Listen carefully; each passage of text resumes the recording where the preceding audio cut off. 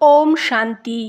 আজ 30 এপ্রিল 2026 আমরা সবাই বাবার অমূল্য মধুর মহাবাক্য শুনব। ওম শান্তি। মিষ্টি বাচ্চারা, তোমাদের এটা ওয়ান্ডারফুল ইউনিভার্সিটি, যেখানে বিগড়ে যাওয়াকে ঠিক করা ভোলানাথ বাবা টিচার হয়ে তোমাদের পড়ায়। আজকের প্রশ্ন, এই কায়ামাতের সময় তোমরা বাচ্চারা সবাইকে কোন লক্ষ্য দাও? উত্তর, হে আত্মারা, এখন পাবন হও। পাবন হওয়া ছাড়া ফিরে যেতে পারবে না।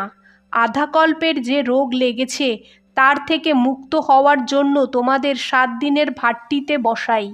পতিতদের সঙ্গ থেকে দূরে থাকো। কেউ মনে না আসে তখন কিছু বুদ্ধিতে ধারণা হবে। গীত। তুনে রাত গওয়ায়া সোকে, দিন গওয়ায়া খাকে। ওম শান্তি। এটা বাচ্চাদের কে বলেছে? কারণ স্কুলে বসে আছো তো অবশ্যই টিচার বলেছে। প্রশ্ন ওঠে, এটা টিচার বলেছে, বাবা বলেছে, বা সদ্গুরু বলেছে যে তুমি রাত কাটিয়েছ শুয়ে, দিন কাটিয়েছ খেয়ে? এই কথা কে বলেছে? মুরলি যারা শোনে তাদের এই প্রশ্ন ওঠে যে এই কথা কে বলেছে। বাচ্চাদের বুদ্ধিতে প্রথম প্রথম আসা উচিত যে আমাদের বেহাদের বাবা হয়, যাকে পরমপিতা পরমাত্মা বলা হয়। তো বাবাও বলেছে, শিক্ষকও বলেছে, তো সাথে সাথে সদ্গুরুও বলেছে। এটা তোমাদের বুদ্ধিতে আছে যারা স্টুডেন্ট হয়। অন্যান্য কলেজ বা ইউনিভার্সিটিতে টিচার পড়ায়, ওদের কেউ ফাদার বা গুরু বলবো না। এটা হলোই পাঠশালা। তারপর ইউনিভার্সিটি বলো বা কলেজ বলো, হয়তো পড়া, তাই না? প্রথম প্রথম এটা বুঝতে হবে পাঠশালায় আমাদের কে পড়ায়। বাচ্চারা জানে ও নিরাকার, যে সব আত্মাদের বাবা হয়, সবার সদ্গতি দাতা হয়, ও আমাদের পড়াচ্ছে। এই সারা রচনা ওই এক রচয়িতার প্রপার্টি হয়, যে নিজে বসে রচনার আদি মধ্য অন্তের রহস্য বোঝায়। তোমরা বাচ্চারা বাবার কাছে জন্ম নিয়েছ। তোমরা বুদ্ধি থেকে জানো যে সব আত্মাদের বাবা ও হয়, যাকে জ্ঞানের সাগর নলেজফুল বলা হয়। জ্ঞানের সাগর হয়, পতিত পাবন হয়। জ্ঞান থেকেই সদ্গতি হয়, আর জ্ঞান থেকেই পতিত থেকে পাবন হয়। এখন তোমরা বাচ্চারা এখানে বসে আছো, আর কোনো স্কুলে এদের বুদ্ধিতে থাকে না যে আমাদের জ্ঞানের সাগর নিরাকার বাবা পড়াচ্ছে। এটা তোমরা এখানে জানো, তোমাদেরই বোঝানো হয়। খাস ভারত আর সারা দুনিয়ায় এমন কেউ বুঝবে না যে আমাদের নিরাকার পরমাত্মা পড়ায়। ওদের তো মানুষ টিচার পড়ায়।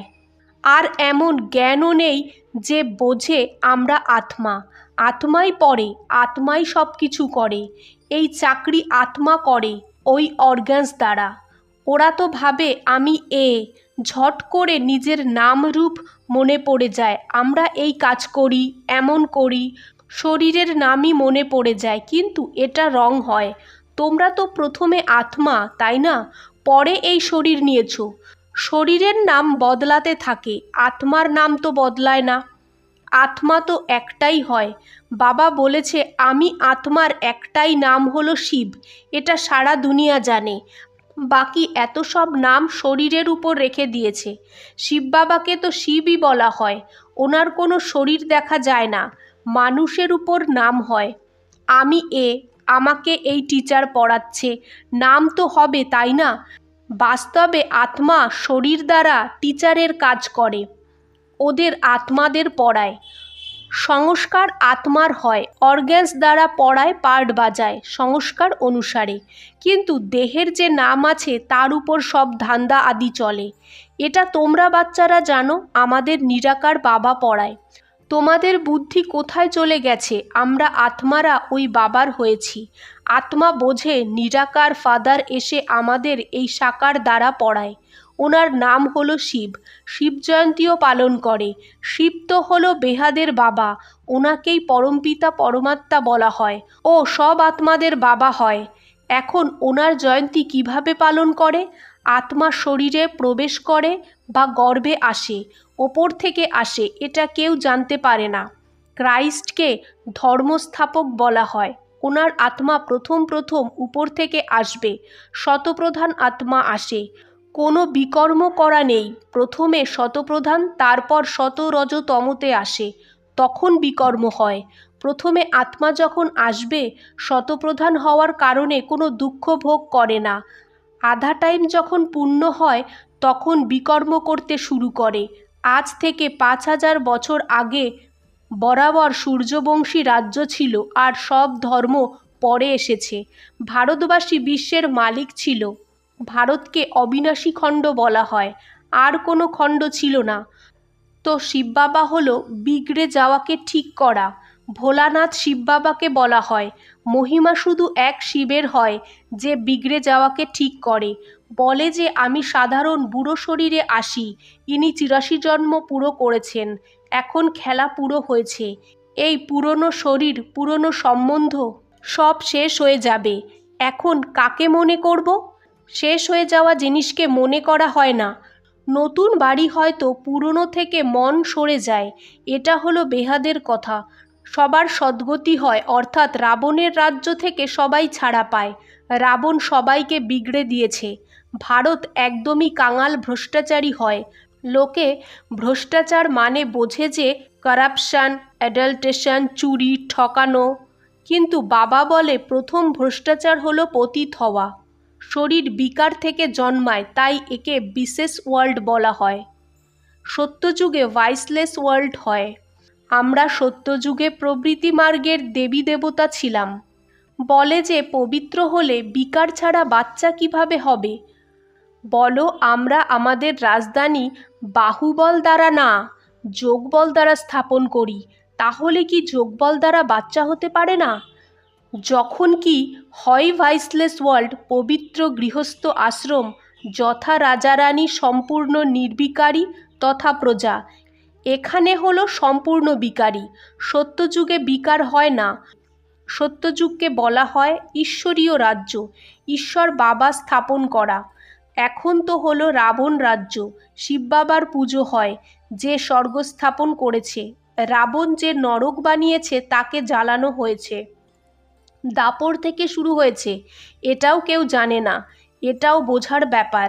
এটা হলোই তমপ্রধান অসুরী দুনিয়া, ওটা হলো ঈশ্বরীয় দুনিয়া। ওকে স্বর্গ দৈবী পাবন দুনিয়া বলা হয়। ওটা হলো নরক পতির দুনিয়া। এই কথাটাও বুঝবে সে যে রোজ পড়বে। সৃষ্টিচক্রকে সেকেন্ডে বোঝানো হয়। সত্যযুগ ত্রেতা পাশ হয়ে গেছে, তারপর দাপর কলিযুগও পাশ হয়েছে। এখন হলো সঙ্গম যুগ। নতুন দুনিয়ায় যাওয়ার জন্য পড়তে হবে। প্রত্যেকের হক এই পড়া, প্রত্যেকের অধিকার হলো এই পড়া। অনেক বাচ্চা চাকরি করে, তো বাবা বলে 1 সপ্তাহ জ্ঞান নাও, তারপর চলে যেও। মুরলি পেতে থাকবে। প্রথমে 7 দিন ভাট্টিতে অবশ্যই থাকতে হবে। যদিও 7 দিন আসবে, কিন্তু সবার বুদ্ধিতে একরকম হয় না। 7 দিনের ভাট্টি মানে অন্য কারো ইয়াদ যেন না আসে, কারোর সাথে পত্রও যেন না আদান প্রদান হয়। সবাই তো একরকম বুঝবে না। এখানে পতিতকে পাবন বানাতে হয়। এই পতিতপনাও একটা রোগ। আধাকল্পের মহারোগী মানুষ, এদের আলাদা বসাতে হয়। কারুর সঙ্গ যেন না হয়। বাইরে যাবে, উল্টোপাল্টা খাবে, পতিতের হাতের খাবে। সত্যযুগে দেবতা তো পাবন হয়, তাই না? তাদের জন্য দেখো খাস মন্দির হয়। দেবতাদের পতিত ছুতে পারে না। এই সময় তো মানুষ একদম পতিত ভ্রষ্টাচারী হয়। শরীর বিষ থেকে উৎপন্ন হয়, তাই এদের ভ্রষ্টাচারী বলা হয়। বাবা বলে প্রথম প্রথম আত্মাকে পবিত্র হতে হবে, তারপর শরীরও পবিত্র চাই। এই জন্য পুরানো ইম্পিওর শরীর সব বিনাশ হয়ে যাবে। সবাইকে ফিরে যেতে হবে। এটা হলো কায়ামতের সময়। সবাইকে পবিত্র হয়ে ফিরে যেতে হবে। ভারতেই হোলিকা পালন করে। এখানে 5 তত্ত্বের শরীর তমপ্রধান হয়। সত্যযুগে শরীর শতপ্রধান হয়। শ্রীকৃষ্ণের চিত্র আছে, তাই না? নরককে লাথি মারতে হবে, কারণ সত্যযুগে যেতে হবে। মৃতদেহ যখন শ্মশানে নিয়ে যায়, তখন মুখ শহরের দিকে, পা শ্মশানের দিকে করে দেয়। তারপর যখন শ্মশানের ভিতরে ঢোকে, তখন মুখ শ্মশানের দিকে দেয়। এখন তোমরা স্বর্গে যাও, তো তোমাদের মুখ স্বর্গের দিকে করো।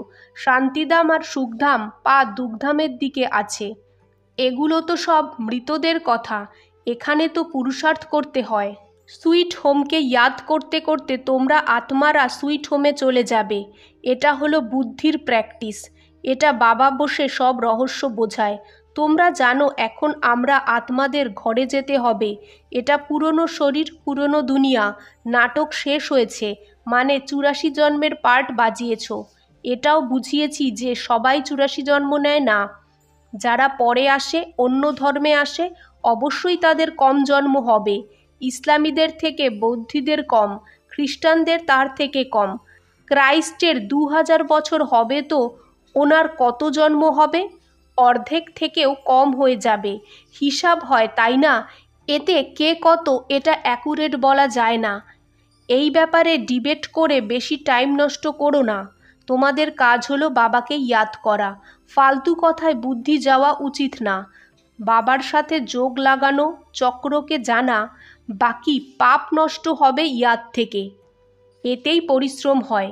এই জন্য ভারতের প্রাচীন যোগ বলা হয়। এটা বাবাই শেখায়। সত্যযুগ ত্রেতায় তো যোগের কথাই নেই। তারপর ভক্তিমার্গ থেকে হঠযোগ শুরু হয়। এটা হলো সহজ রাজযোগ। বাবা বলে আমাকে ইয়াদ করলে পাবন হবে। মূল কথাটা ইয়াদের। কোনো পাপ কর্ম করো না। দেবী দেবতাদের মন্দির হয় কারণ তারা পাবন হয়। পূজারী তো পতিত হয়। পাবন দেবতাদের স্নান আদি করায়। বাস্তবে তো পতিতদের হাতই লাগানো উচিত নয়। এগুলো সব হলো ভক্তিমার্গের নিয়ম। এখন তো আমরা পাবন হচ্ছি, পবিত্র হয়ে যাব তো দেবতা হয়ে যাব। ওখানে তো পূজার দরকারই নেই। সবার সদ্গতিদাতা হলোই এক বাবা, ওনাকেই ভোলানাথ বলা হয়। আমি আসি পতিত দুনিয়া, পতিত শরীরে, পুরনো রাবণ রাজ্যে। হ্যাঁ, কারুর শরীরে প্রবেশ করে মুরলি চালাতে পারি। এর মানে এই নয় যে আমি সর্বব্যাপী হই। প্রত্যেকের মধ্যে তার নিজের নিজের আত্মা আছে। ফর্মে লেখানো হয় তোমরা আত্মার বাবা কে, কিন্তু বোঝে না। আত্মার বাবা তো একজনই হবে। আমরা সবাই ব্রাদার্স। ফাদার একজন, ওনার থেকে বর্ষা পাওয়া যায় জীবন মুক্তির। ওই লিবারেটর গাইড হয়, সব আত্মাকে নিয়ে যায় সুইট হোমে। এই জন্য পুরনো দুনিয়ার বিনাশ হয়, হোলিকা হয়, তাই না? শরীর সব শেষ হয়ে যাবে, তারপর আত্মা ঘরে ফিরে যাবে। সত্যযুগে তো তারপর আসবে, অনেক অল্প হবে। বোঝা উচিত যে স্বর্গ স্থাপনা কে করায়, কলিযুগের বিনাশ কে করায়। সেটা তো ক্লিয়ার লেখা আছে। বলে যে ভালোবাসো তো ভালোবাসা পাবে। বাবা বলে যে আমার জন্য যে অনেক সার্ভিস করে মানুষকে দেবতা বানানোর, তাকে বেশি ভালো লাগে। যে পুরুষার্থ করবে সেই উঁচু বর্ষা পাবে। বর্ষা আত্মাকে পেতে হবে পরমাত্মা বাবার কাছ থেকে। আত্ম অভিমানী হতে হবে। অনেক ভুল করে, পুরনো অভ্যাস পাক্কা হয়ে গেছে। তো যতই বোঝাও ওটা ছাড়ে না। এতে নিজের পদই কম করে দেয়। আচ্ছা, মিষ্টি মিষ্টি সিকিলাদে বাচ্চাদের প্রতি মাত পিতা বাপদাদার ইয়াদ প্যার আর গুড মর্নিং। আজকের ধারণা 1, কোনো কথার ডিবেটে নিজের টাইম ওয়েস্ট করো না। ব্যর্থ কথায় বুদ্ধি বেশি যেন না যায়। যতটা হয় ইয়াদের যাত্রার দ্বারা বিকর্ম বিনাশ করো। আত্ম অভিমানী হওয়ার অভ্যাস করো। 2, এই পুরনো দুনিয়া থেকে নিজের মুখ ঘুরিয়ে নাও। শান্তিধামকে আর সুখধামকে মনে করো। নতুন বাড়ি হচ্ছে তো পুরনো থেকে মন সরিয়ে নাও। আজকের বাপদাদার মধুর বরদান। ঈশ্বরীয় কুলের স্মৃতি দ্বারা মায়ার সামনা করা বাচ্চারা সদা সমর্থ স্বরূপ ভব। বিস্তার। কোনো কাজে সফলতা প্রাপ্ত করতে হলে প্রথমে স্মৃতি দ্বারা সমর্থী স্বরূপ হও। সমর্থী হলে মায়ার সামনা করা সহজ হয়ে যাবে। যেমন স্মৃতি হয় তেমন স্বরূপ হয়ে যায়। এই জন্য সদা পাওয়ারফুল স্মৃতি রাখো যে যতক্ষণ এই ঈশ্বরীয় জন্ম আছে ততক্ষণ প্রত্যেক সেকেন্ড, প্রত্যেক সংকল্প, প্রত্যেক কাজ ঈশ্বরীয় সেবায় আছি। আমাদের এটা ঈশ্বরীয় কুল। এই স্মৃতির সিট সব কমজোরিকে শেষ করে দেবে। আজকের স্লোগান, সত্য সময়ের সাথে সাথে স্বয়ং সিদ্ধ হয়। একে সিদ্ধ করার আবশ্যকতা হয় না। ওম শান্তি।